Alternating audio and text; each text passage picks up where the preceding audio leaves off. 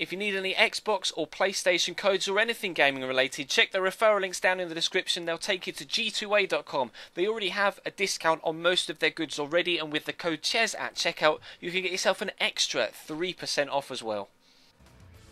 Hey guys, how's it going? Chez back again and welcome to episode number 25 of the Inter Milan career mode here on FIFA 15. We start with a home game at San Siro against Hellas Verona, one of the sides that actually gave us a little bit of a problem last time we played them. They're having a decent season, sat up there in 8th in the table. We're 4th currently with a game in hand on Roma but 6 points behind them. So a win here would really go a long way in helping us get up into those Champions League spots. Obviously there aren't that many games left of this particular league season, so we need to do our best to make sure we get maximum points between now and the end of the year to get ourselves into Europe's elite competition. Of course, we do have the final of the Europa League coming up later on this week, and in actual fact there are 3 games between now and then. And obviously we normally do a squad report on a Monday, so this will be today's only game, and then we'll have a squad report, and then tomorrow's episode will be 2 games, and then Wednesday we'll have the live commentary of the Europa League final against Fiorentina, just to make sure that we work things out well enough with the fixture list, etc., so that I can actually do the cup final as a live com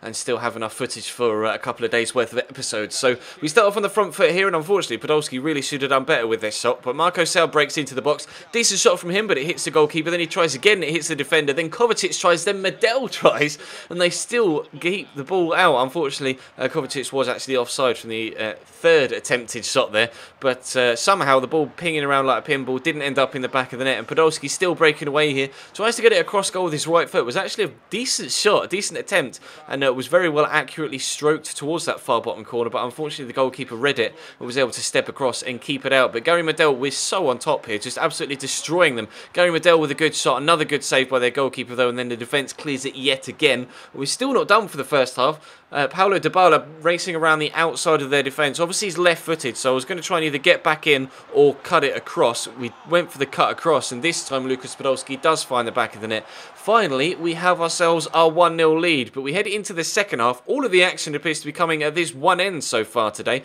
They're going to have the ball cut into the box by Fatsidis here. Lovely ball in. Brilliant first touch by the defender. Shrugs off the attentions of the defender, and a decent finish as well. Really good goal from them, actually. Good strength from the man to hold off the defender, and then showed great composure to tuck it into the back of the net. So they're actually back on level terms at 1-1. Then Hetemai comes down the right-hand side. They're continuing to cross the ball in. It misses everybody underneath it. They kind of misjudged the flight of the ball, the defender and the attacker. And then it drops to the free man in the box, and out of nowhere, from completely dominating the game and being 1-0 up, we find ourselves 2-1 behind. So Marco Sal's going to try and twist and turn, find the ball to Moussa Sissoko. Can we make it 2-2? No, another good save by their goalkeeper. But we'll continue to be on the attack. These seem to be the only 2 chances that they got out of their own half. They scored with both of them, but Marco Sal again trying to work something in the box, steps in behind nicely.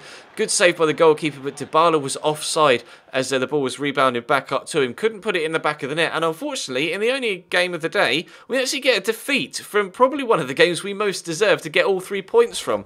So I was quite taken aback by that, and we'll actually have to bounce back very strongly indeed in tomorrow's episode, not only to get ourselves into some, you know, a decent run of form to face Fiorentina on Wednesday, but not just in actual fact to close the gap on the teams above us. That hasn't helped our Champions League push at all.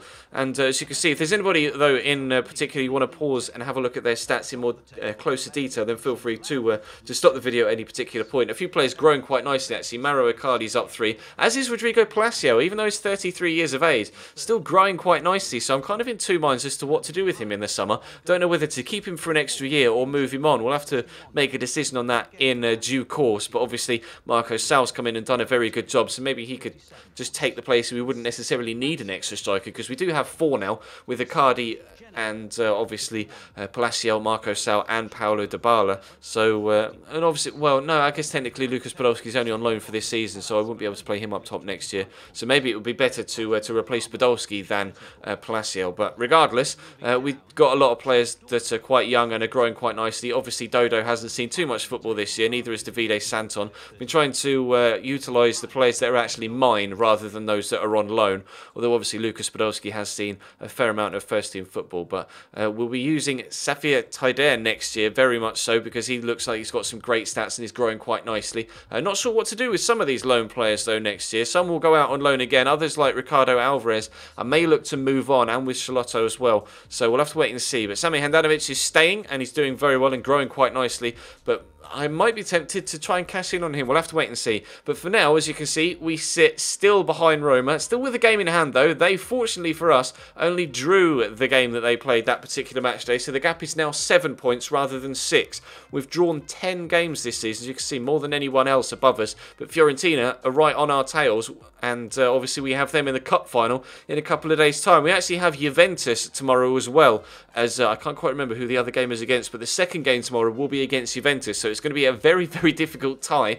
But if we can get 3 points in that one, that would really help our Champions League push. So I'm desperate to get 3 points against Juve, and we'll have to hope that we can win the other game as well. But for now, for Monday's episode, that is going to bring it to a close. Apologies again that it's a little bit shorter, but obviously, like I say, trying to work things around so we can actually get the live commentary in for the Europa League final against Fiorentina, which will come to you on Wednesday. But tomorrow we have Juve and someone else. I think it may be Parma, but I'm not entirely too sure. You'll find out, and I'll find out when I come to record it. But for now, thank you very much for watching. Drop the video a like if you could be so kind. It really helps my channel out when you do that, so please hit that like button, and of course subscribe if you haven't already. We're closing in on 60,000 subs now. It'd be great if we could hit that over the next couple of days or so, and I may even do a Q&A for it, so we'll have to wait and see what happens with that. But that is all for now. Thank you very much for watching. I will be streaming later on tonight, so check the channel page, or check the description rather, for my link to Twitch. Check the Twitch channel page so you know when I'll be going live. 8:45 PM tonight. Follow me on Twitter as well. Links will be down below. But all for now is done. So thank you very much for watching, and I'll see you next time.